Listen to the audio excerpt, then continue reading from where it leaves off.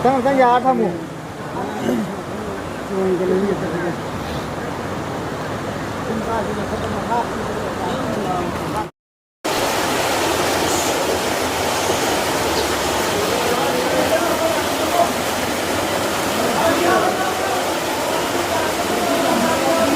Now yes.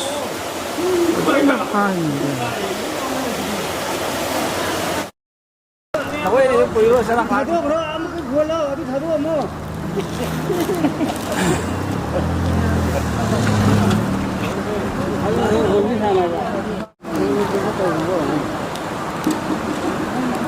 Nga xếp tiêu tập giác anh